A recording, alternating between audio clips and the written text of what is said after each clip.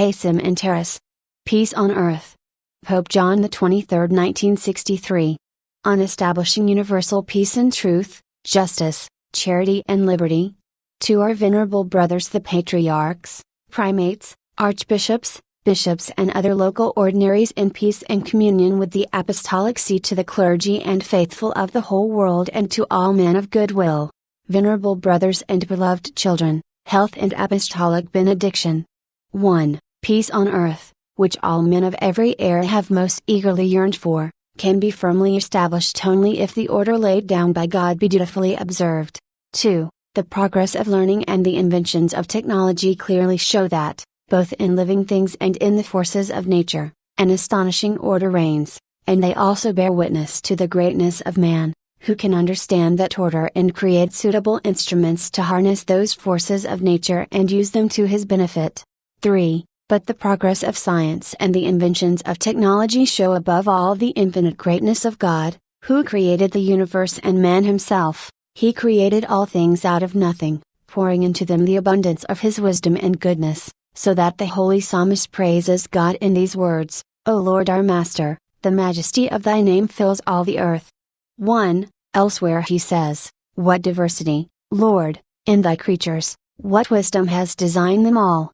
2. God also created man in his own image and likeness. 3. Endowed him with intelligence and freedom, and made him Lord of creation, as the same psalmist declares in the words, Thou hast placed him only a little below the angels, crowning him with glory and honor and bidding him rule over the works of thy hands. Thou hast put all under his dominion.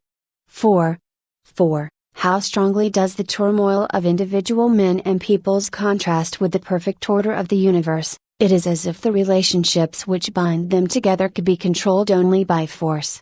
5. But the Creator of the world has imprinted in man's heart an order which his conscience reveals to him and enjoins him to obey. This shows that the obligations of the law are written in their hearts, their conscience utters its own testimony.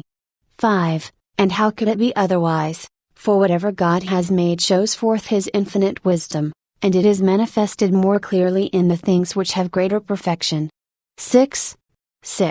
But fickleness of opinion often produces this error, that many think that the relationships between men and states can be governed by the same laws as the forces and irrational elements of the universe, whereas the laws governing them are of quite a different kind and are to be sought elsewhere, namely, where the Father of all things wrote them, that is, in the nature of man.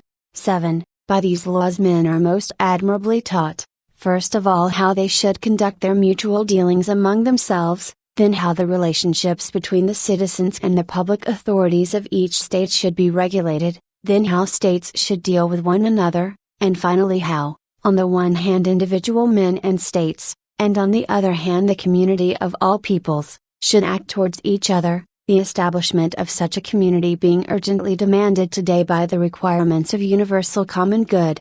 8. First of all, it is necessary to speak of the order which should exist between men. 9. Any human society, if it is to be well ordered and productive, must lay down as a foundation this principle, namely, that every human being is a person, that is, his nature is endowed with intelligence and free will. Indeed, precisely because he is a person he has rights and obligations flowing directly and simultaneously from his very nature. 7. And as these rights and obligations are universal and inviolable, so they cannot in any way be surrendered. 10. If we look upon the dignity of the human person in the light of divinely revealed truth, we cannot help but esteem it far more highly, for men are redeemed by the blood of Jesus Christ, they are by grace the children and friends of God and heirs of eternal glory. 11. Beginning our discussion of the rights of man, we see that every man has the right to life, to bodily integrity, and to the means which are suitable for the proper development of life. These are primarily food, clothing, shelter, rest, medical care, and finally the necessary social services. Therefore a human being also has the right to security in cases of sickness, inability to work, widowhood, old age, unemployment, or in any other case in which he is deprived of the means of subsistence through no fault of his own. 8. 12. By the natural law every human being has the right to respect for his person, to his good reputation, the right to freedom in searching for truth and in expressing and communicating his opinions, and in pursuit of art, within the limits laid down by the moral order and the common good, and he has the right to be informed truthfully about public events. 13. The natural law also gives man the right to share in the benefits of culture, and therefore the right to a basic education and to technical and professional training in keeping with the stage of educational development in the country to which he belongs. Every effort should be made to ensure that persons be enabled, on the basis of merit, to go on to higher studies, so that, as far as possible, they may occupy posts and take on responsibilities in human society in accordance with their natural gifts and the skills they have acquired. 9. 14. This too must be listed among the rights of a human being, to honor God according to the sincere dictates of his own conscience, and therefore the right to practice his religion privately and publicly, for as Lactantius so clearly taught, we were created for the purpose of showing to the God who bore us the submission we owe him, of recognizing him alone, and of serving him. We are obliged and bound by this duty to God, from this religion itself receives its name. 10. And on this point our predecessor of immortal memory, Leo XIII, declared, this genuine, this honorable freedom of the sons of God, which most nobly protects the dignity of the human person, is greater than any violence or injustice. It has always been sought by the Church, and always most dear to her. This was the freedom which the Apostles claimed with intrepid constancy, which the apologists defended with their writings, and which the martyrs in such numbers consecrated with their blood. 11. 15. Human beings have the right to choose freely the state of life which they prefer, and therefore the right to set up a family, with equal rights and duties for man and woman, and also the right to follow a vocation to the priesthood or the religious life. 12. 16. The family, grounded on marriage freely contracted, monogamous and indissoluble, is and must be considered the first and essential cell of human society. From this it follows that most careful provision must be made for the family both in economic and social matters as well as in those which are of a cultural and moral nature, all of which look to the strengthening of the family and helping it carry out its function. 17. Parents, however, have a prior right in the support and education of their children. 13. 18. If we turn our attention to the economic sphere, it is clear that man has a right by the natural law not only to an opportunity to work, but also to go about his work without coercion. 14. 19. To these rights is certainly joined the right to demand working conditions in which physical health is not endangered, morals are safeguarded, and young people's normal development is not impaired. Women have the right to working conditions in accordance with their requirements and their duties as wives and mothers. 15. 20. From the dignity of the human person, there also arises the right to carry on economic activities according to the degree of responsibility of which one is capable. 16. Furthermore, and this must be specially emphasized, the worker has a right to a wage determined according to criterions of justice, and sufficient, therefore, in proportion to the available resources, to give the worker and his family a standard of living in keeping with the dignity of the human person. In this regard, our predecessor Pius XII said, to the personal duty to work imposed by nature, there corresponds and follows the natural right of each individual to make of his work the means to provide for his own life and the lives of his children, so fundamental is the law of nature which commands man to preserve his life. 17. 21. The right to private property, even of productive goods, also derives from the nature of man. This right, as we have elsewhere declared, is an effective means for safeguarding the dignity of the human person and for the exercise of responsibility in all fields. It strengthens and gives serenity to family life, thereby increasing the peace and prosperity of the state. 18. 22. However, it is opportune to point out that there is a social duty essentially inherent in the right of private property. 19. 23. From the fact that human beings are by nature social, there arises the right of assembly and association. They have also the right to give the societies of which they are members the form they consider most suitable for the aim they have in view, and to act within such societies on their own initiative and on their own responsibility in order to achieve their desired objectives. 20. 24. And, As we ourselves in the Encyclical Moderat Magistra have strongly urged, it is by all means necessary that a great variety of organizations and intermediate groups be established which are capable of achieving a goal which an individual cannot effectively attain by himself. These societies and organizations must be considered the indispensable means to safeguard the dignity of the human person and freedom while leaving intact a sense of responsibility. 21. 25. Every human being has the right to freedom of movement and of residence within the confines of his own country, and, when there are just reasons for it, the right to emigrate to other countries and take up residence there. 22. The fact that one is a citizen of a particular state does not detract in any way from his membership in the human family as a whole, nor from his citizenship in the world community. 26. The dignity of the human person involves the right to take an active part in public affairs and to contribute one's part to the common good of the citizens. For, as our predecessor of happy memory, Pius XII, pointed out, the human individual, far from being an object and, as it were, a merely passive element in the social order, is in fact, must be and must continue to be, its subject, its foundation and its end. 23. 27. The human person is also entitled to a juridical protection of his rights, a protection that should be efficacious, impartial and inspired by the true norms of justice, as our predecessor Pius XII teaches, that perpetual privilege proper to man, by which every individual has a claim to the protection of his rights, and by which there is assigned to each a definite and particular sphere of rights, immune from all arbitrary attacks, is the logical consequence of the order of justice willed by God.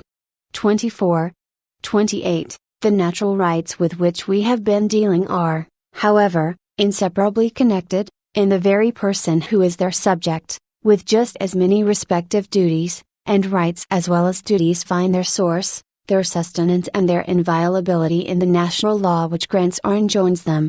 29. Therefore, to cite a few examples, the right of every man to life is correlative with the duty to preserve it, his right to a decent standard of living with the duty of living it becomingly, and his right to investigate the truth freely, with the duty of seeking it ever more completely and profoundly. 30. Once this is admitted, it also follows that in human society to one man's right there corresponds a duty in all other persons, the duty, namely, of acknowledging and respecting the right in question, for every fundamental human right draws its indestructible moral force from the natural law, which in granting it imposes a corresponding obligation. Those, therefore, who claim their own rights, yet altogether forget or neglect to carry out their respective duties, are people who build with one hand and destroy with the other. 31. Since men are social by nature, they are meant to live with others and to work for one another's welfare. A well-ordered human society requires that men recognize and observe their mutual rights and duties. It also demands that each contribute generously to the establishment of a civic order in which rights and duties are more sincerely and effectively acknowledged and fulfilled. 32. It is not enough, for example, to acknowledge and respect every man's right to the means of subsistence if we do not strive to the best of our ability for a sufficient supply of what is necessary for his sustenance. 33. The society of men must not only be organized but must also provide them with abundant resources. This certainly requires that they observe and recognize their mutual rights and duties. It also requires that they collaborate in the many enterprises that modern civilization either allows or encourages or even demands. 34. The dignity of the human person also requires that every man enjoy the right to act freely and responsibly. For this reason, therefore, in social relations man should exercise his rights, fulfill his obligations and, in the countless forms of collaboration with others, act chiefly on his own responsibility and initiative. This is to be done in such a way that each one acts on his own decision, of set purpose and from a consciousness of his obligation, without being moved by force or pressure brought to bear on him externally. For any human society that is established on relations of force must be regarded as inhuman, inasmuch as the personality of its members is repressed or restricted, when in fact they should be provided with appropriate incentives and means for developing and perfecting themselves. 35. A civic society is to be considered well ordered, beneficial and in keeping with human dignity if it is grounded on truth, As the Apostle Paul exhorts us, away with falsehood then, let everyone speak out the truth to his neighbor, membership of the body binds us to one another. 25. This will be accomplished when each one duly recognizes both his rights and his obligations towards others. Furthermore, human society will be such as we have just described it, if the citizens, guided by justice, apply themselves seriously to respecting the rights of others and discharging their own duties, if they are moved by such fervor of charity as to make their own the needs of others and share with others their own goods, if finally, they work for a closer fellowship in the world of spiritual values. Yet this is not sufficient, for human society is bound together by freedom, that is to say, in ways and means in keeping with the dignity of its citizens, who accept the responsibility of their actions, precisely because they are by nature rational beings. 36. Therefore, venerable brothers and beloved children, human society must primarily be considered something pertaining to the spiritual. Through it, in the bright light of truth, men should share their knowledge, be able to exercise their rights and fulfill their obligations, be inspired to seek spiritual values, mutually derive genuine pleasure from the beautiful of whatever order it be, always be readily disposed to pass on to others the best of their own cultural heritage and eagerly strive to make their own the spiritual achievements of others. These benefits not only influence, but at the same time give aim and scope to all that has bearing on cultural expressions, economic and social institutions, political movements and forms, laws, and all other structures by which society is outwardly established and constantly developed. 37. The order which prevails in society is by nature moral, grounded as it is in truth, it must function according to the norms of justice, it should be inspired and perfected by mutual love, and finally it should be brought to an ever more refined and human balance in freedom. 38. Now an order of this kind, whose principles are universal, absolute and unchangeable, has its ultimate source in the one true God, who is personal and transcends human nature, inasmuch as God is the first truth in the highest good, He alone is that deepest source from which human society can draw its vitality, if that society is to be well ordered, beneficial, and in keeping with human dignity. 26. As Saint Thomas Aquinas says, human reason is the norm of the human will, according to which its goodness is measured, because reason derives from the eternal law which is the divine reason itself. It is evident then that the goodness of the human will depends much more on the eternal law than on human reason. 27. 39. Our age has three distinctive characteristics.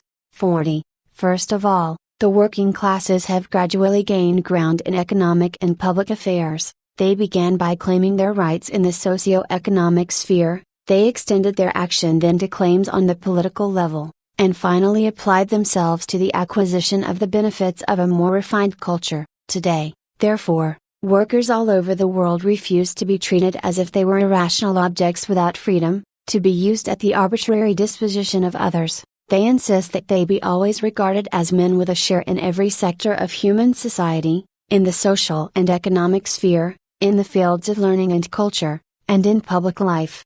41. Secondly, it is obvious to everyone that women are now taking a part in public life. This is happening more rapidly perhaps in nations of Christian civilization, and, more slowly but broadly, among peoples who have inherited other traditions or cultures. Since women are becoming ever more conscious of their human dignity, they will not tolerate being treated as mere material instruments, but demand rights befitting a human person both in domestic and in public life. 42. Finally, in the modern world human society has taken on an entirely new appearance in the field of social and political life, for since all nations have either achieved or are on the way to achieving independence, there will soon no longer exist a world divided into nations that rule others and nations that are subject to others. 43. Men all over the world have today, or will soon have, the rank of citizens in independent nations. No one wants to feel subject to political powers located outside his own country or ethnical group. Thus in very many human beings the inferiority complex which endured for hundreds and thousands of years is disappearing, while in others there is an attenuation and gradual fading of the corresponding superiority complex which had its roots in social economic privileges, sex or political standing.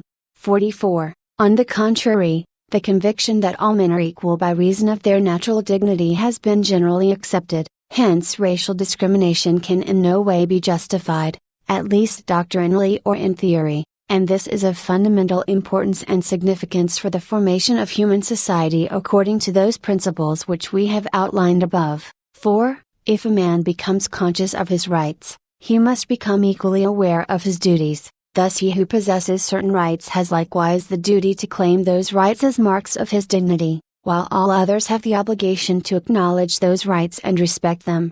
45. When the relations of human society are expressed in terms of rights and duties, men become conscious of spiritual values, understand the meaning and significance of truth, justice, charity and freedom, and become deeply aware that they belong to this world of values. Moreover, when moved by such concerns, they are brought to a better knowledge of the true God who is personal and transcendent, and thus they make the ties that bind them to God the solid foundation and supreme criterion of their lives, both of that life which they live interiorly in the depths of their own souls and of that in which they are united to other men in society.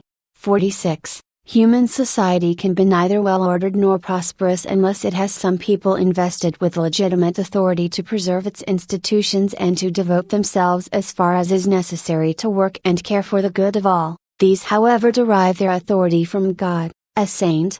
Paul teaches in the words, "Authority comes from God alone." 28. These words of St.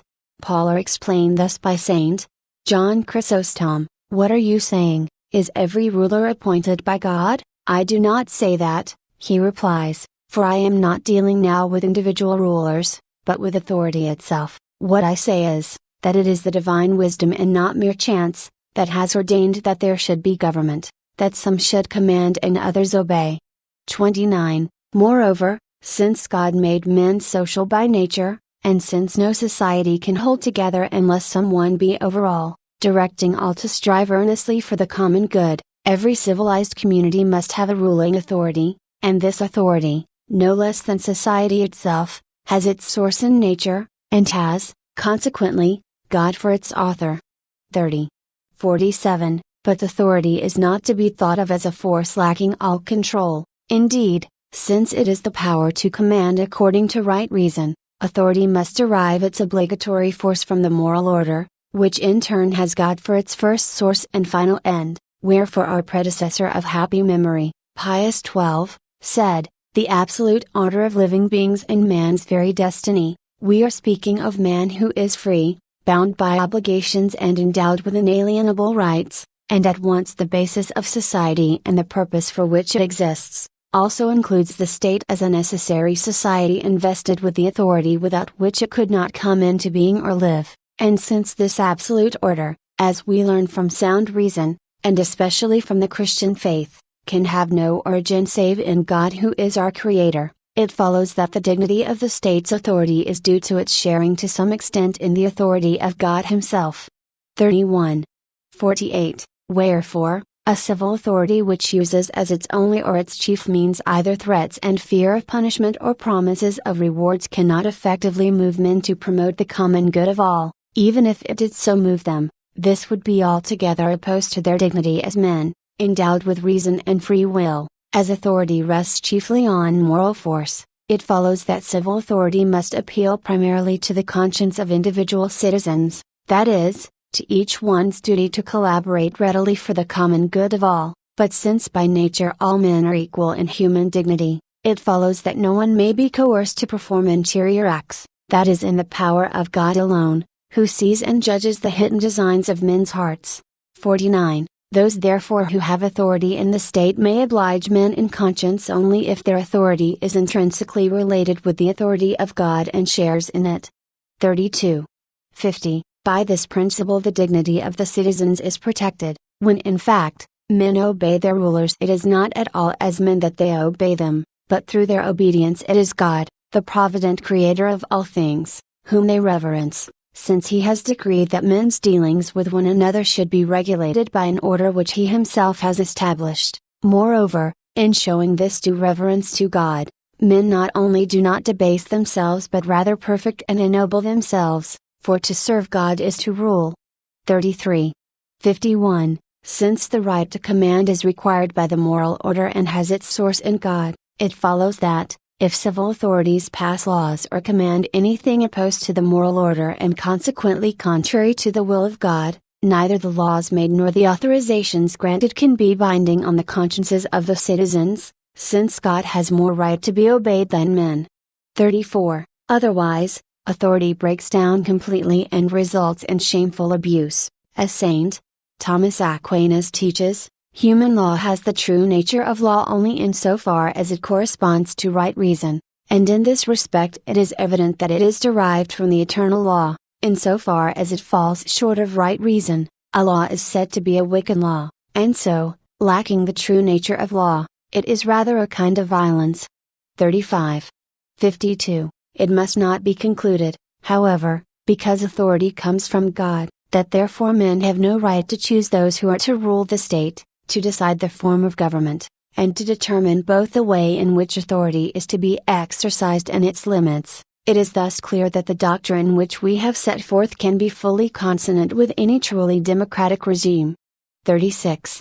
53. Individual citizens and intermediate groups are obliged to make their specific contributions to the common welfare. One of the chief consequences of this is that they must bring their own interest into harmony with the needs of the community, and must contribute their goods and their services as civil authorities have prescribed, in accord with the norms of justice and within the limits of their competence. Clearly then those who wield power in the state must do this by such acts which not only have been justly carried out, but which also either have the common welfare primarily in view or which can lead to it. 54. Indeed, since the whole reason for the existence of civil authorities is the realization of the common good, it is clearly necessary that, in pursuing this objective, they should respect its essential elements, and at the same time conform their laws to the circumstances of the day. 37. 55. Assuredly, the ethnic characteristics of the various human groups are to be respected as constituent elements of the common good. 38. But these values and characteristics by no means exhaust the content of the common good. For the common good, since it is intimately bound up with human nature, cannot therefore exist fully and completely unless the human person is taken into consideration and the essential nature and realization of the common good be kept in mind. 39. 56. In the second place, the very nature of the common good requires that all members of the state be entitled to share in it, although in different ways according to each one's tasks, merits and circumstances. For this reason, every civil authority must take pains to promote the common good of all, without preference for any single citizen or civic group, as our predecessor of immortal memory, Leo XIII, has said. The civil power must not serve the advantage of any one individual, or of some few persons, inasmuch as it was established for the common good of all. 40. Considerations of justice and equity, however, can at times demand that those involved in civil government give more attention to the less fortunate members of the community, since they are less able to defend their rights and to assert their legitimate claims. 41. 57. In this context, we judge that attention should be called to the fact that the common good touches the whole man, the needs both of his body and of his soul. Hence it follows that the civil authorities must undertake to effect the common good by ways and means that are proper to them, that is, while respecting the hierarchy of values, they should promote simultaneously both the material and the spiritual welfare of the citizens. 42. 58. These principles are clearly contained in the doctrine stated in our Encyclical, Moderat Magistra, where we emphasize that the common good of all embraces the sum total of those conditions of social living whereby men are enabled to achieve their own integral perfection more fully and more easily. 43. 59. Men, however, composed as they are of bodies and immortal souls, can never in this mortal life succeed in satisfying all their needs or in attaining perfect happiness. Therefore the common good is to be procured by such ways and means which not only are not detrimental to man's eternal salvation but which positively contribute to it. 44.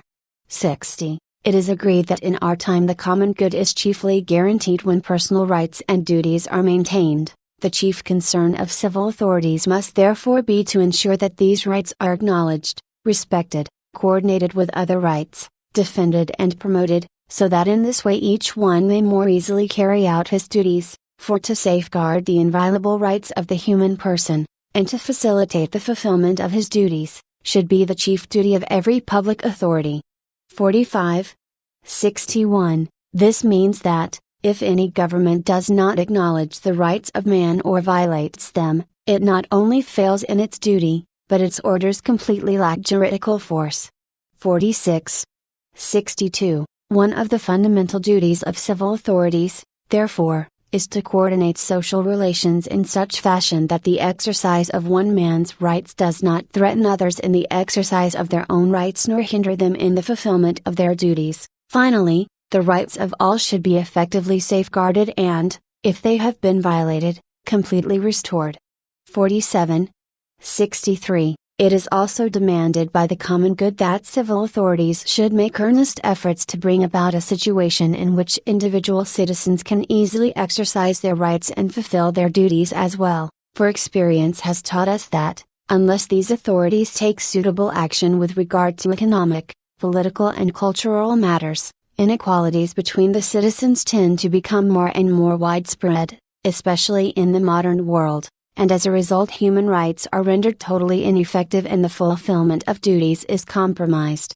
64. It is therefore necessary that the administration give wholehearted and careful attention to the social as well as to the economic progress of the citizens, and to the development, in keeping with the development of the productive system, of such essential services as the building of roads, transportation, communications, water supply, housing, public health, education, facilitation of the practice of religion, and recreational facilities. It is necessary also that governments make efforts to see that insurance systems are made available to the citizens, so that, in case of misfortune or increased family responsibilities, no person will be without the necessary means to maintain a decent standard of living. The government should make similarly effective efforts to see that those who are able to work can find employment in keeping with their aptitudes, and that each worker receives a wage in keeping with the laws of justice and equity. It should be equally the concern of civil authorities to ensure that workers be allowed their proper responsibility in the work undertaken in industrial organization,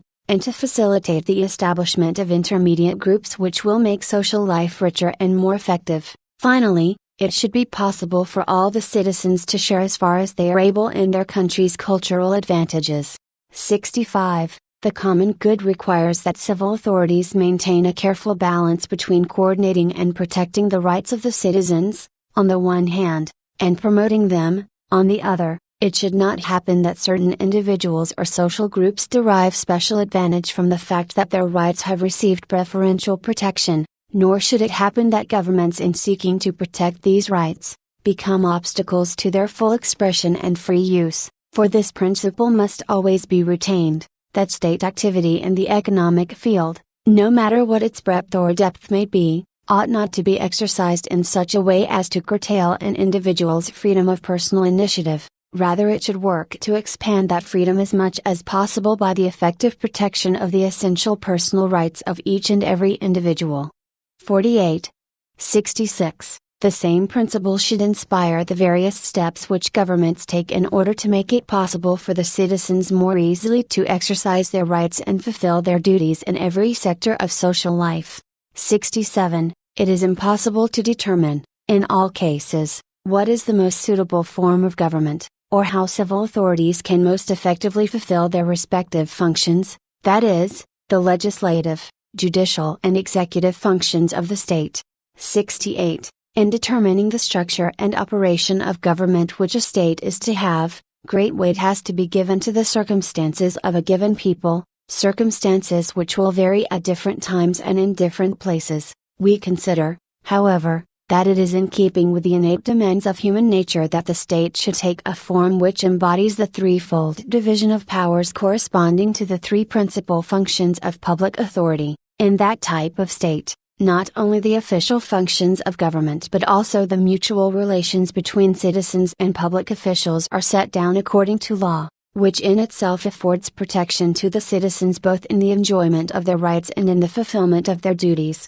69. If, however, This political and juridical structure is to produce the advantages which may be expected of it. Public officials must strive to meet the problems which arise in a way that conforms both to the complexities of the situation and the proper exercise of their function. This requires that, in constantly changing conditions, legislators never forget the norms of morality, or constitutional provisions, or the common good. Moreover, executive authorities must coordinate the activities of society with discretion, with a full knowledge of the law and after a careful consideration of circumstances, and the courts must administer justice impartially and without being influenced by favoritism or pressure. The good order of society also demands that individual citizens and intermediate organizations should be effectively protected by law whenever they have rights to be exercised or obligations to be fulfilled. This protection should be granted to citizens both in their dealings with each other and in their relations with government agencies.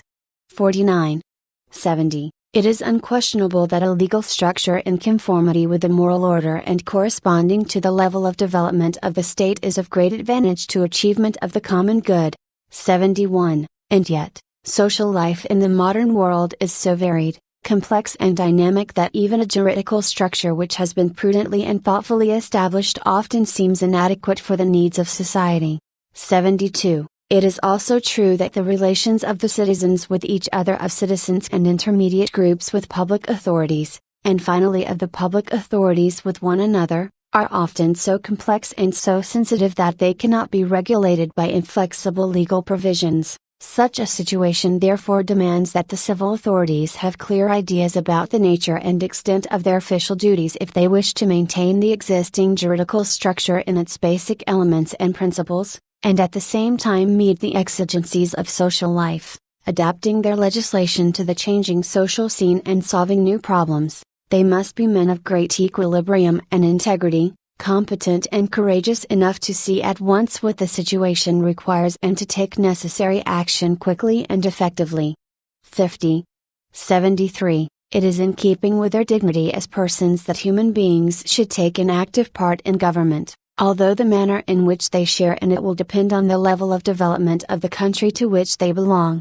74. Men will find new and extensive advantages in the fact that they are allowed to participate in government. In this situation, those who administer the government come into frequent contact with the citizens, and it is thus easier for them to learn what is really needed for the common good, and since public officials hold office only for a specified period of time, their authority, far from withering, rather takes on a new vigor in a measure proportionate to the development of human society. 51. 75. From these considerations it becomes clear that in the juridical organization of states in our times the first requisite is that a charter of fundamental human rights be drawn up in clear and precise terms and that it be incorporated in its entirety in the Constitution. 76. The second requisite is that the Constitution of each state be drawn up, phrased in correct juridical terminology, which prescribes the manner of designating the public officials along with their mutual relations, the spheres of their competence, the forms and systems they are obliged to follow in the performance of their office. 77. The last requisite is that the relations between the government and the governed are then set forth in terms of rights and duties, and it is clearly laid down that the paramount task assigned to government officials is that of recognizing, respecting, reconciling, protecting and promoting the rights and duties of citizens. 78. It is of course impossible to accept the theory which professes to find the original and single source of civic rights and duties, of the binding force of the Constitution, and of a government's right to command, in the mere will of human beings, individually or collectively. 52. 79. The tendencies to which we have referred, however, do clearly show that the men of our time are becoming increasingly conscious of their dignity as human persons. This awareness prompts them to claim a share in the public administration of their country, while it also accounts for the demand that their own inalienable and inviolable rights be protected by law. It also requires that government officials be chosen in conformity with constitutional procedures, and perform their specific functions within the limits of law. 80. Our predecessors have constantly maintained, and we join them in reasserting, that nations are reciprocally subjects of rights and duties. This means that their relationships also must be harmonized in truth, in justice, in a working solidarity, in liberty, the same natural law, which governs relations between individual human beings, serves also to regulate the relations of nations with one another. 81. This is readily clear to anyone if he would consider that the heads of states can in no way put aside their natural dignity while they represent their country and provide for its welfare, and that they are never allowed to depart from the natural law by which they are bound and which is the norm of their conduct. 82. Moreover, it is inconceivable that men because they are heads of government are forced to put aside their human endowments. On the contrary, they occupy this place of eminence for the very reason that they have earned a reputation as outstanding members of the body politic in view of their excellent intellectual endowments and accomplishments. 83. Indeed, it follows from the moral order itself that authority is necessary for civil society, for civil society is ruled by authority, and that authority cannot be used to thwart the moral order without instantly collapsing because its foundation has been destroyed. This is the warning of God Himself. A word, then, for the king's ears to hear, king's hearts to heed, a message for you, rulers, wherever you be, listen well, all you that have multitudes at your command, foreign hordes to do your bidding. Power is none but comes to you from the Lord, nor any royalty but from one who is above all. He it is that will call you to account for your doings with a scrutiny that reads your inmost thoughts. 53. 84. Lastly, it is to be borne in mind that also in the regulating of relations between states, authority is to be exercised for the achievement of the common good, which constitutes the reason for its existence. 85. But a fundamental factor of the common good is acknowledgement of the moral order and exact observance of its commands. A well-established order among nations must be built upon the unshakable and unchangeable rock of the moral law, made manifest in the order of nature by the Creator Himself and by Him engraved on the hearts of men with letters that can never be effaced. Like the rays of a gleaming beacon, its principles must guide the plans and policies of men and nations. From its signals, which give warning and point out the safe and sure course, they must get their norms and guidance if they would not see all their laborious efforts to establish a new order condemned to tempest and shipwreck. 54. 86. First among the rules governing the relations between states is that of truth. This calls, above all, for the elimination of every trace of racism, and the consequent recognition of the principle that all states are by nature equal in dignity. Each of them accordingly is vested with the right to existence, to self-development, to the means fitting to its attainment, and to be the one primarily responsible for this self-development. Add to that the right of each to its good name, and to the respect which is its due. 87. Very often, experience has taught us, individuals will be found to differ enormously, in knowledge, power, talent and wealth. From this, however, no justification is ever found for those who surpass the rest to subject others to their control in any way. Rather they have a more serious obligation which binds each and every one to lend mutual assistance to others in their efforts for improvement. 88. Likewise it can happen that one country surpasses another in scientific progress, culture and economic development, but this superiority, far from permitting it to rule others unjustly, imposes the obligation to make a greater contribution to the general development of the people. 89. In fact, men cannot by nature be superior to others since all enjoy an equal natural dignity. From this it follows that countries too do not differ at all from one another in the dignity which they derive from nature. Individual states are like a body whose members are human beings. Furthermore, we know from experience that nations are wont to be very sensitive in all matters which in any way concern their dignity and honor, and rightly so. 90. Truth further demands that the various media of social communications made available by modern progress, which enable the nations to know each other better, be used with serene objectivity. That need not, of course, rule out any legitimate emphasis on the positive aspects of their way of life, but methods of information which fall short of the truth, and by the same token impair the reputation of this people or that, must be discarded. 55. 91. Relations between nations are to be further regulated by justice. This implies, over and above recognition of their mutual rights, the fulfillment of their respective duties.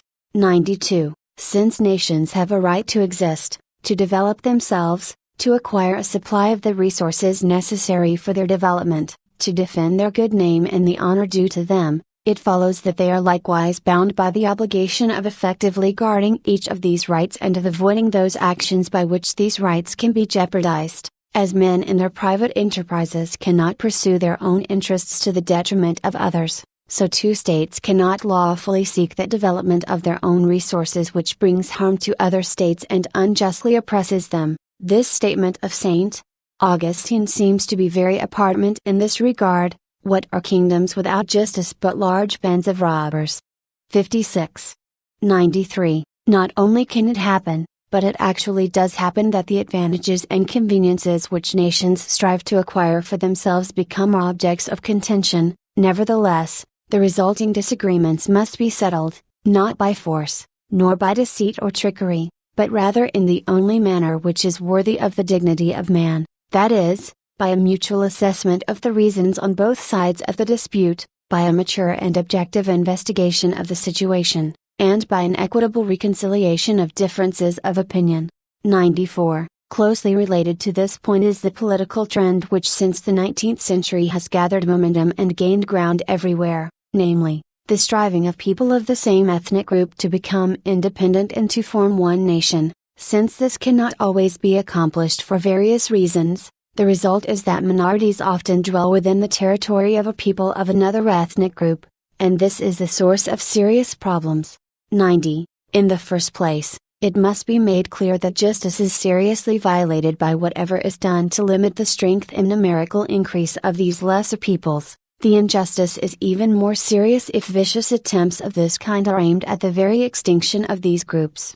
96. It is especially in keeping with the principles of justice that effective measures be taken by the civil authorities to improve the lot of the citizens of an ethnic minority, particularly when that betterment concerns their language, the development of their natural gifts, their ancestral customs, and their accomplishments and endeavors in the economic order.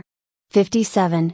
97. It should be noted, however, that these minority groups, either because of their present situation which they are forced to endure, or because of past experiences, are often inclined to exalt beyond due measure anything proper to their own people, and to such a degree as to look down on things common to all mankind as if the welfare of the human family must yield to the good of their own ethnic group. Reason rather demands that these very people recognize also the advantages that accrue to them from their peculiar circumstances. For instance, no small contribution is made toward the development of their particular talents and spirit by their daily dealings with people who have grown up in a different culture, since from this association they can gradually make their own the excellence which belongs to the other ethnic group, but this will happen only if the minorities through association with the people who live around them make an effort to share in their customs and institutions. Such, however, will not be the case if they sow discord which causes great damage and hinders progress.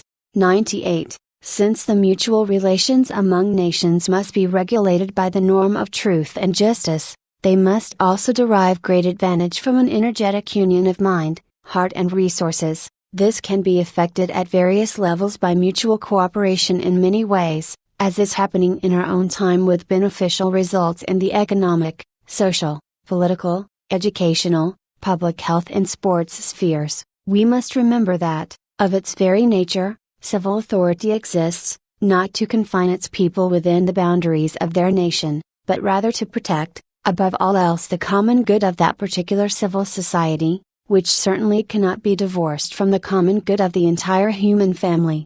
99. So it happens that civil societies in pursuing their interests not only must not harm others, but must join their plans and forces whenever the efforts of an individual government cannot achieve its desired goals, but in the execution of such common efforts, great care must be taken lest what helps some nations should injure others.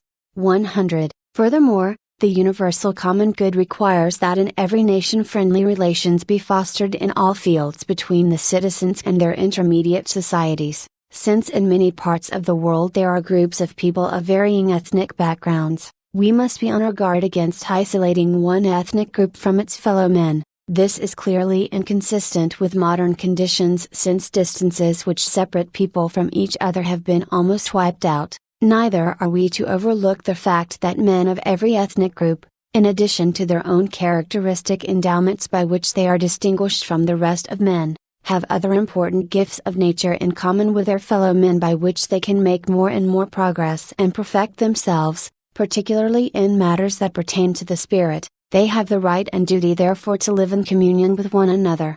101. Everyone certainly knows that in some parts of the world there is an imbalance between the amount of arable land and the size of the population, and in other parts between the fertility of the soil and available farm implements. Consequently, necessity demands a cooperative effort on the part of the people to bring about a quicker exchange of goods, or of capital, or the migration of people themselves. 102. In this case we think it is most opportune that as far as possible employment should seek the worker, not vice versa, for then most citizens have an opportunity to increase their holdings without being forced to leave their native environment and seek a new home with many a heartache, and adopt a new state of affairs and make new social contacts with other citizens. 103. The sentiment of universal fatherhood which the Lord has placed in our heart makes us feel profound sadness in considering the phenomenon of political refugees, a phenomenon which has assumed large proportions and which always hides numberless and acute sufferings.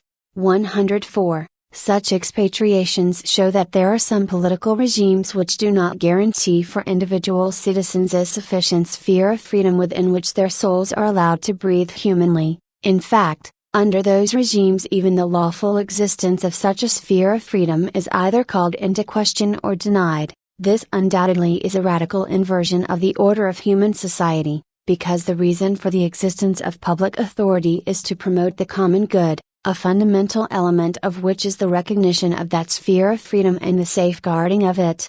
105. At this point it will not be superfluous to recall that such exiles are persons, and that all their rights as persons must be recognized since they do not lose those rights on losing the citizenship of the states of which they are former members. 106. Now among the rights of a human person there must be included that by which a man may enter a political community where he hopes he can more fittingly provide a future for himself and his dependents, wherefore, as far as the common good rightly understood permits, it is the duty of that state to accept such immigrants and to help to integrate them into itself as new members. 107. Wherefore, on this occasion, we publicly approve and commend every undertaking, founded on the principles of human solidarity and Christian charity, which aims at making migration of persons from one country to another less painful. 108. And we will be permitted to signal for the attention and gratitude of all right-minded persons the manifold work which specialized international agencies are carrying out in this very delicate field. 109. On the other hand it is with deep sorrow that we note the enormous stocks of armaments that have been and still are being made in more economically developed countries, with a vast outlay of intellectual and economic resources, and so it happens that, while the people of these countries are loaded with heavy burdens, other countries as a result are deprived of the collaboration they need in order to make economic and social progress. 110. The production of arms is allegedly justified on the grounds that in present-day conditions peace cannot be preserved without an equal balance of armaments, and so, if one country increases its armaments, others feel the need to do the same, and if one country is equipped with nuclear weapons, other countries must produce their own, equally destructive. 111. Consequently, people live in constant fear lest the storm that every moment threatens should break upon them with dreadful violence, and with good reason, for the arms of war are ready at hand, even though it is difficult to believe that anyone would dare bring upon himself the appalling destruction and sorrow that war would bring in its train. It cannot be denied that the conflagration can be set off by some unexpected and unpremeditated act, and one must bear in mind that, even though the monstrous power of modern weapons acts as a deterrent, there is nevertheless reason to fear that the mere continuance of nuclear tests, undertaken with war in mind, can seriously jeopardize various kinds of life on Earth. 112. Justice, then, right reason and consideration for human dignity and life urgently demand that the arms race should cease, that the stockpiles which exist in various countries should be reduced equally and simultaneously by the parties concerned, that nuclear weapons should be banned, and finally that all come to an agreement on a fitting program of disarmament, employing mutual and effective controls. In the words of Pius XII, our predecessor of happy memory, the calamity of the World War, with the economic and social ruin and the moral excesses and dissolution that accompany it, must not be permitted to envelop the human race for a third time. 59. 113. All must realize that there is no hope of putting an end to the building up of armaments, nor of reducing the present stocks, nor, still less, and this is the main point, of abolishing them altogether, unless the process is complete and thorough and unless it proceeds from inner conviction, unless, that is, everyone sincerely cooperated to banish the fear and anxious expectation of war with which men are oppressed. If this is to come about, the fundamental principle on which our present peace depends must be replaced by another, which declares that the true and solid peace of nations consists not in equality of arms but in mutual trust alone. We believe that this can be brought to pass, and we consider that, since it concerns a matter not only demanded by right reason but also eminently desirable in itself, it will prove to be the source of many benefits. 114. In the first place, it is an objective demanded by reason. There can be, or at least there should be, no doubt that relations between states, as between individuals, should be regulated not by the force of arms but by the light of reason, by the rule, that is, of truth, of justice and of active and sincere cooperation. 115. Secondly, we say that it is an objective earnestly to be desired in itself. Is there anyone who does not ardently yearn to see dangers of war banished, to see peace preserved and daily more firmly established? 116. And finally, it is an objective which will be a fruitful source of many benefits, for its advantages will be felt everywhere, by individuals, by families, by nations, by the whole human family. The warning of Pius XII still rings in our ears: nothing is lost by peace, everything may be lost by war. 60. 117. Since this is so, we, the Vicar on earth of Jesus Christ, Savior of the world and Author of peace, and as interpreter of the very profound longing of the entire human family, following the impulse of our heart, seized by anxiety for the good of all, we feel it our duty to beseech men, especially those who have the responsibility of public affairs, to spare no pain or effort until world events follow a course in keeping with man's destiny and dignity. 118. In the highest and most authoritative assemblies, let men give serious thought to the problem of a peaceful adjustment of relations between political communities on a world level, an adjustment founded on mutual trust, on sincerity in negotiations, on faithful fulfillment of obligations assumed. Let them study the problem until they find that point of agreement from which it will be possible to commence to go forward towards accords that will be sincere, lasting and fruitful. 119. We, for our part, will not cease to pray God to bless these labors so that they may lead to fruitful results. 120. It has also to be borne in mind that relations between states should be based on freedom, that is to say, that no country may unjustly oppress others or unduly meddle in their affairs. On the contrary, all should help to develop in others a sense of responsibility, a spirit of enterprise, and an earnest desire to be the first to promote their own advancement in every field. 121. Because all men are joined together by reason of their common origin, their redemption by Christ, and their supernatural destiny, and are called to form one Christian family. We appealed in the Encyclical Moderat Magistra to economically developed nations to come to the aid of those which were in the process of development. 61.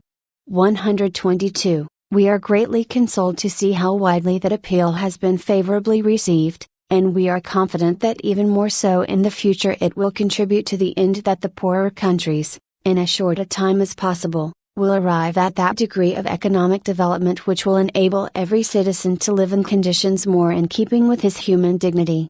123. But it is never sufficiently repeated that the cooperation, to which reference has been made, should be effected with the greatest respect for the liberty of the countries being developed, for these must realize that they are primarily responsible, and that they are the principal artisans in the promotion of their own economic development and social progress. 124. Our predecessor Pius XII already proclaimed that in the field of a new order founded on moral principles, there is no room for violation of freedom, integrity and security of other nations, no matter what may be their territorial extension or their capacity for defense. It is inevitable that the powerful states, by reason of their greater potential and their power, should pave the way in the establishment of economic groups comprising not only themselves but also smaller and weaker states as well. It is nevertheless indispensable that in the interests of the common good they, as all others, should respect the rights of those smaller states to political freedom, to economic development and to the adequate protection, in the case of conflicts between nations, of that neutrality which is theirs according to the natural, as well as international, law. In this way, and in this way only, will they be able to obtain a fitting share of the common good, and assure the material and spiritual welfare of their people. 62.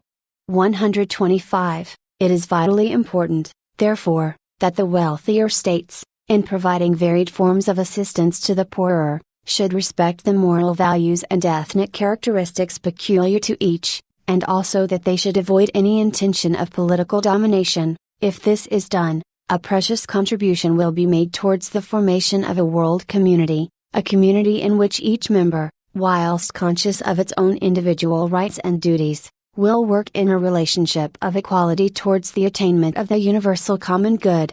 63. 126. Men are becoming more and more convinced that disputes which arise between states should not be resolved by recourse to arms, but rather by negotiation. 127. We grant indeed that this conviction is chiefly based on the terrible destructive force of modern weapons and a fear of the calamities and frightful destruction which such weapons would cause. Therefore, in an age such as ours which prides itself on its atomic energy, it is contrary to reason to hold that war is now a suitable way to restore rights which have been violated. 128. Nevertheless, unfortunately, the law of fear still reigns among peoples, and it forces them to spend fabulous sums for armaments, not for aggression they affirm, and there is no reason for not believing them but to dissuade others from aggression. 129. There is reason to hope, however, that by meeting and negotiating, men may come to discover better the bonds that unite them together, deriving from the human nature which they have in common, and that they may also come to discover that one of the most profound requirements of their common nature is this, that between them and their respective peoples it is not fear which should reign but love, a love which tends to express itself in a collaboration that is loyal, manifold in form and productive of many benefits.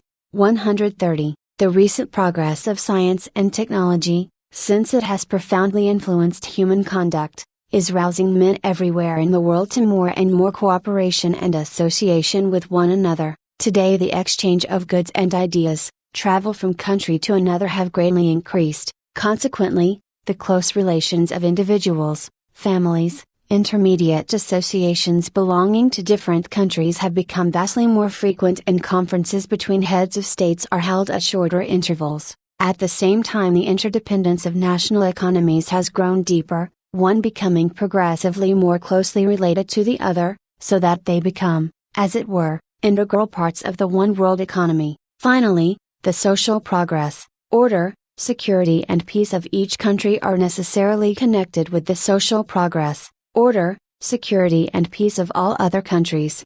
131. Given these conditions, it is obvious that individual countries cannot rightly seek their own interests and develop themselves in isolation from the rest, for the prosperity and development of one country follows partly in the train of the prosperity and progress of all the rest and partly produces that prosperity and progress. 132. No era will destroy the unity of the human family, since it is made up of human beings sharing with equal right their natural dignity. For this reason, necessity, rooted in man's very nature, will always demand that the common good be sought in sufficient measure because it concerns the entire human family. 133. In times past, it seemed that the leaders of nations might be in a position to provide for the universal common good, either through normal diplomatic channels, or through top-level meetings, or through conventions or treaties, by making use of methods and instruments suggested by natural law, the law of nations, or international law. 134. In our time, However, relationships between states have changed greatly. On the one hand, the universal common good poses very serious questions which are difficult and which demand immediate solution, especially because they are concerned with safeguarding the security and peace of the whole world. On the other hand, the heads of individual states, inasmuch as they are juridically equal, are not entirely successful no matter how often they meet or how hard they try to find more fitting juridical instruments. This is due not to lack of goodwill and initiative but to lack of adequate power to back up their authority. 135. Therefore, under the present circumstances of human society, both the structure and form of governments as well as the power which public authority wields in all the nations of the world, must be considered inadequate to promote the universal common good. 136. Moreover, if we carefully consider the essential nature of the common good on the one hand, and the nature and function of public authority on the other, everyone sees that there is an intrinsic connection between the two, and, indeed, just as the moral order needs public authority to promote the common good in civil society, it likewise demands that public authority actually be able to attain it. From this it follows that the governmental institutions, on which public authority depends and through which it functions and pursues its end, should be provided with such structure and efficacy that they can lead to the common good by ways and methods which are suitably adapted to various contingencies.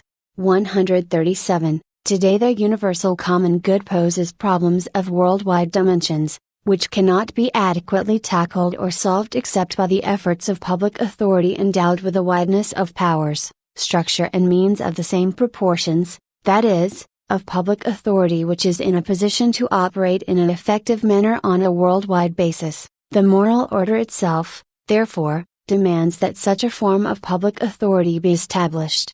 138. This public authority, having worldwide power and endowed with the proper means for the efficacious pursuit of its objective, which is the universal common good in concrete form, must be set up by common accord and not imposed by force. The reason is that such an authority must be in a position to operate effectively, yet, at the same time, its action must be inspired by sincere and real impartiality. It must be an action aimed at satisfying the universal common good. The difficulty is that there would be reason to fear that a supranational or worldwide public authority, imposed by force by the more powerful nations, might be an instrument of one-sided interests, and even should this not happen, it would be difficult for it to avoid all suspicion of partiality in its actions, and this would take from the force and effectiveness of its activity. Even though there may be pronounced differences between nations as regards the degree of their economic development and their military power, they are all very sensitive as regards their juridical equality and the excellence of their way of life.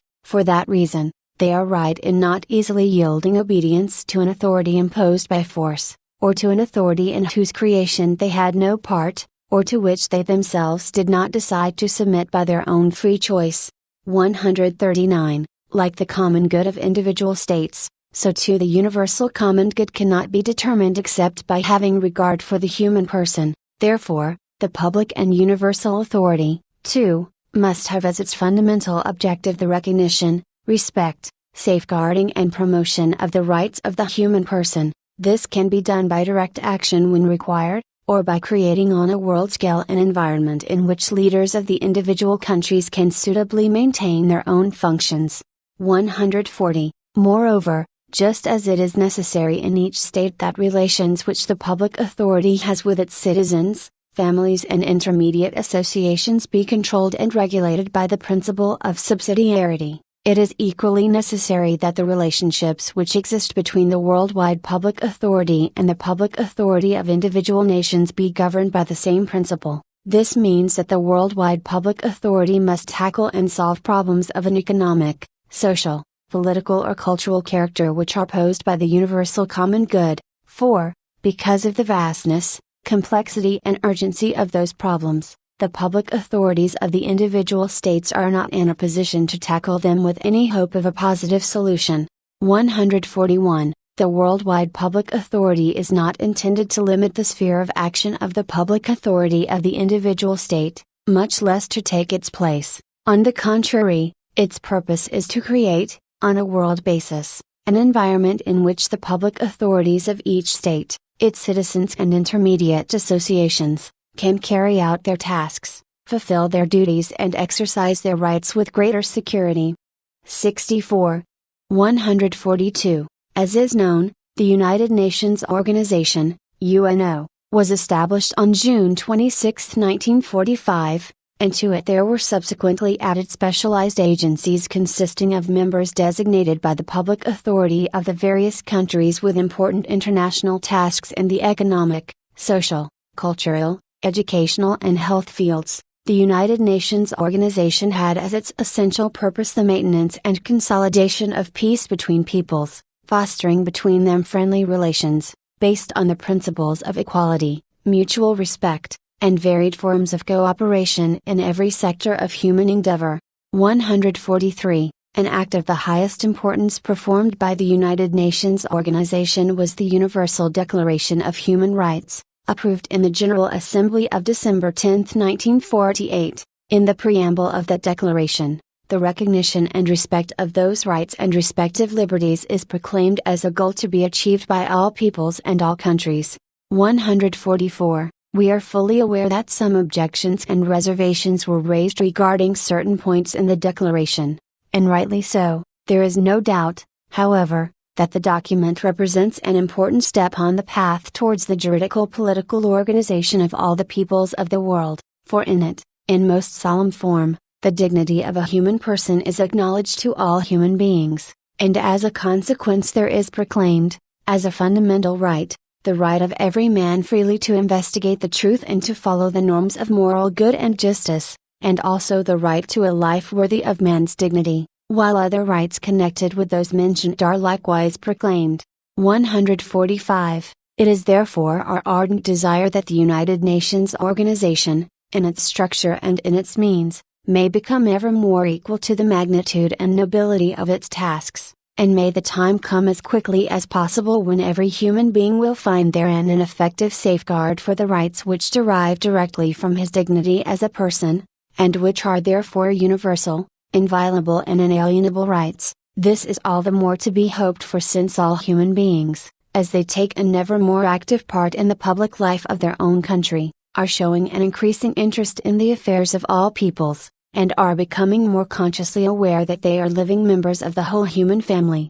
146. Once again we exhort our children to take an active part in public life, and to contribute towards the attainment of the common good of the entire human family as well as to that of their own country. They should endeavor, therefore, in the light of the faith and with the strength of love, to ensure that the various institutions, whether economic, social, cultural or political in purpose should be such as not to create obstacles, but rather to facilitate or render less arduous man's perfectioning of himself both in the natural order as well as in the supernatural. 147. Nevertheless, in order to imbue civilization with right norms and Christian principles, it is not enough to be illumined with the gift of faith and enkindled with the desire of forwarding a good cause. For this end it is necessary to take an active part in the various organizations and influence them from within. 148. And since our present age is one of outstanding scientific and technical progress and excellence, one will not be able to enter these organizations and work effectively from within unless he is scientifically competent, technically capable and skilled in the practice of his own profession. 149. We desire to call attention to the fact that scientific competency, technical capacity and professional experience, although necessary, are not of themselves sufficient to elevate the relationships of society to an order that is genuinely human, that is, to an order whose foundation is truth, whose measure and objective is justice, whose driving force is love, and whose method of attainment is freedom. 150. For this end it is certainly necessary that human beings carry on their own temporal activities in accordance with the laws governing them and following the methods corresponding to their nature, but at the same time it is also necessary that they should carry on those activities as acts within the moral order, therefore, as the exercise or vindication of a right, as the fulfillment of a duty or the performance of a service, as a positive answer to the providential design of God directed to our salvation. In other words, it is necessary that human beings, in the intimacy of their own consciences, should so live and act in their temporal lives as to create a synthesis between scientific, technical and professional elements on the one hand, and spiritual values on the other. 151. It is no less clear that today, in traditionally Christian nations, secular institutions, although demonstrating a high degree of scientific and technical perfection, and efficiency in achieving their respective ends, not infrequently are but slightly affected by Christian motivation or inspiration. 152. It is beyond question that in the creation of those institutions many contributed and continue to contribute who were believed to be and who considered themselves Christians, and without doubt, in part at least, they were and are. How does one explain this? It is our opinion that the explanation is to be found in an inconsistency in their minds between religious belief and their action in the temporal sphere. It is necessary, therefore, that their interior unity be re-established, and that in their temporal activity faith should be present as a beacon to give light, and charity as a force to give life. 153. It is our opinion, too, that the above-mentioned inconsistency between the religious faith and those who believe in their activities in the temporal sphere, results, in great part, from the lack of a solid Christian education. Indeed, it happens in many quarters and too often that there is no proportion between scientific training and religious instruction. The former continues and is extended until it reaches higher degrees, while the latter remains at elementary level. It is indispensable, therefore, that in the training of youth, education should be complete and without interruption, namely, that in the minds of the young religious values should be cultivated and the moral conscience refined in a manner to keep pace with the continuous and ever more abundant assimilation of scientific and technical knowledge, and it is indispensable, too, that they be instructed regarding the proper way to carry out their actual tasks. 65. 154. We deem it opportune to point out how difficult it is to understand clearly the relation between the objective requirements of justice and concrete situations, namely, to define the degrees and forms in which doctrinal principles and directives ought to be applied to reality.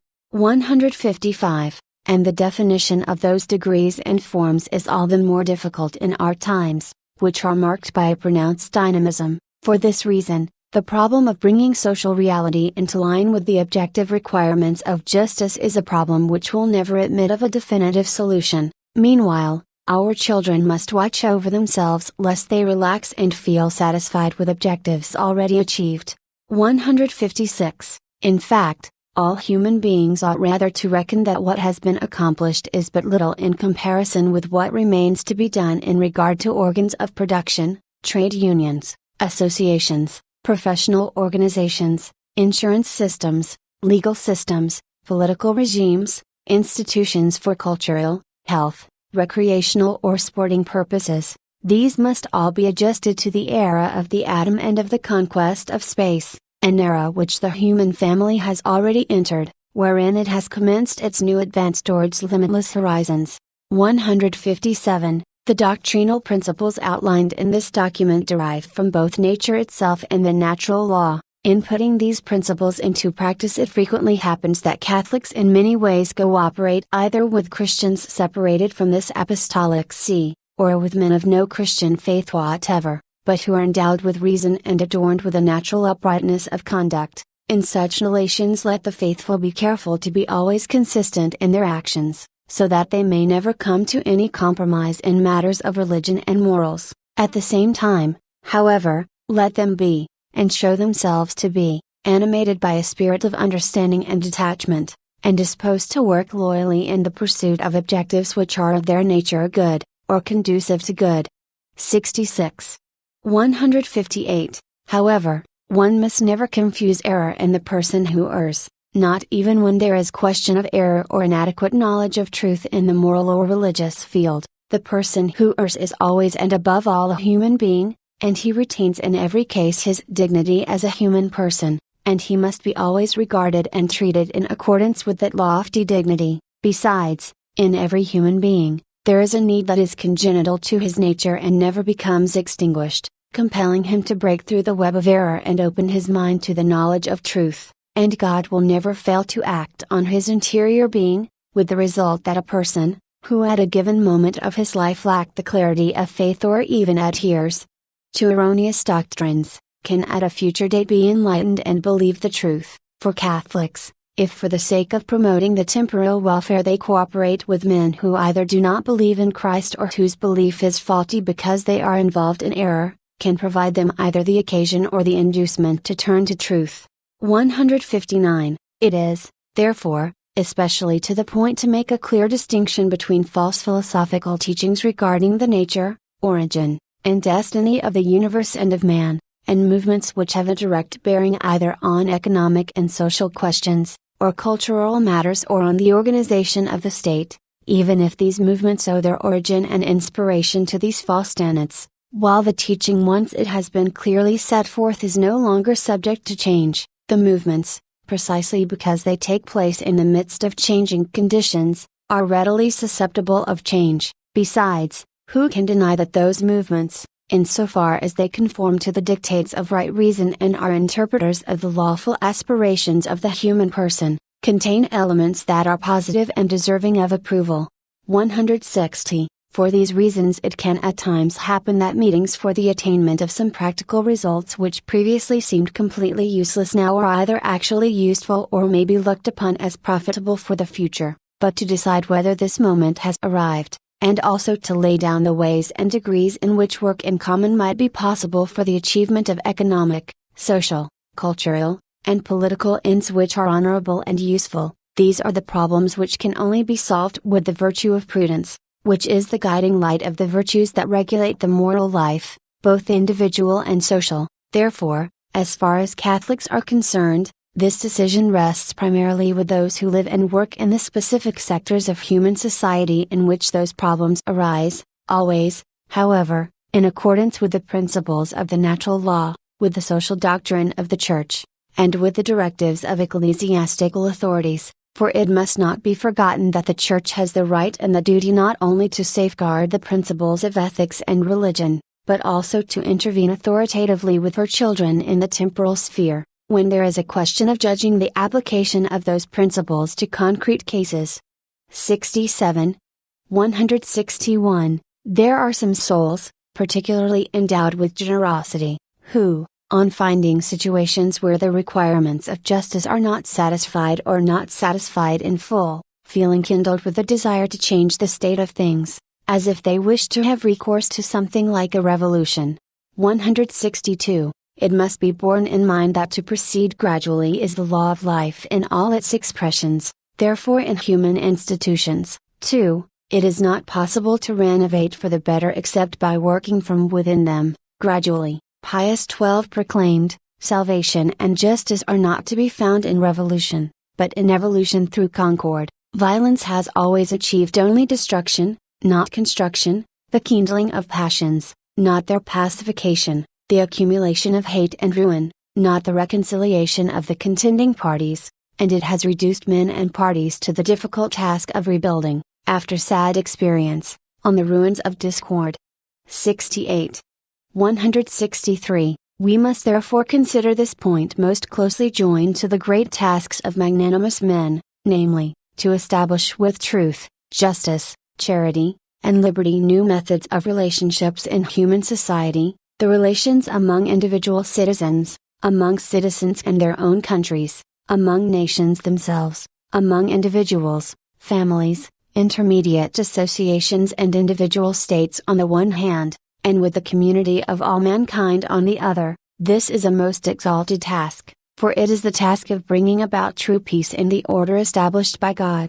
164. These men, necessarily few in number, but deserving recognition for their contributions in the field of human relations, we publicly praise and at the same time we earnestly invite them to persevere in their work with ever greater zeal, and we are comforted by the hope that their number will increase, especially among those who believe, for it is an imperative of duty, it is a requirement of love. Every believer in this world of ours must be a spark of light, a center of love, a vivifying leaven amidst his fellowmen, and he will be this all the more perfectly the more closely he lives in communion with God and in the intimacy of his own soul. 165. In fact, There can be no peace between men unless there is peace within each one of them, unless, that is, each one builds up within himself the order wished by God. Hence St. Augustine asks, does your soul desire to overcome your lower inclinations? Let it be subject to him who is on high and it will conquer the lower self. There will be peace in you, true, secure and well-ordered peace. In what does that order consist? God commands the soul commands the body, and there is nothing more orderly than this. 69. 166. These words of ours, which we have wished to dedicate to the problems that most beset the human family today and on the just solution of which the ordered progress of society depends, are dictated by a profound aspiration which we know is shared by all men of goodwill, the consolidation of peace in the world. 167. As the humble and unworthy vicar of him whom the prophet announced as the Prince of Peace. 70. We have the duty to expend all our energies in an effort to protect and strengthen this gift. However, peace will be but an empty-sounding word unless it is founded on the order which this present document has outlined in confident hope, an order founded on truth, built according to justice, vivified and integrated by charity, and put into practice in freedom. 168. This is such a noble and elevated task that human resources, even though inspired by the most praiseworthy goodwill, cannot bring it to realization alone. In order that human society may reflect as faithfully as possible the kingdom of God, help from on high is absolutely necessary. 169. For this reason, during these sacred days our supplication is raised with greater fervor towards Him who by His painful passion and death overcame sin, the root of discord and the source of sorrows and inequalities, and by His blood reconciled mankind to the Eternal Father, for He Himself is our peace. He it is that hath made both one. And coming He announced the good tidings of peace to you who were afar off, and of peace to those who were near. 71. 170. And in the liturgy of these days we hear the announcement, our Lord Jesus Christ, after His resurrection, stood in the midst of His disciples and said, Peace be to you, Alleluia. The disciples rejoice seeing the Lord. 72. He leaves us peace, He brings us peace. Peace I leave with you, my peace I give to you, not as the world gives do I give to you. 73. 171. This is the peace which we implore of Him with the ardent yearning of our prayer. May He banish from the hearts of men whatever might endanger peace, may He transform them into witnesses of truth, justice and brotherly love. May He enlighten the rulers of peoples so that in addition to their solicitude for the proper welfare of their citizens, they may guarantee and defend the great gift of peace. May He enkindle the wills of all, so that they may overcome the barriers that divide, cherish the bonds of mutual charity, understand others, and pardon those who have done them wrong, by virtue of His action. May all peoples of the earth become as brothers, and may the most longed for peace blossom forth and reign always among them.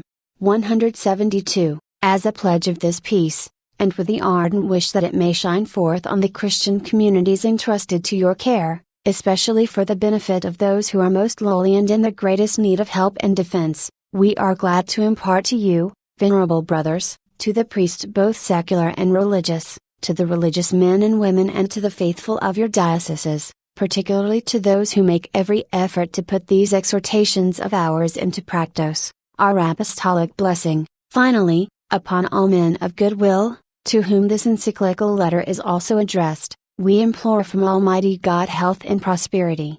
173, given at Rome at St. Peter's, on Holy Thursday, the 11th day of April, in the year 1963, the 5th of our pontificate.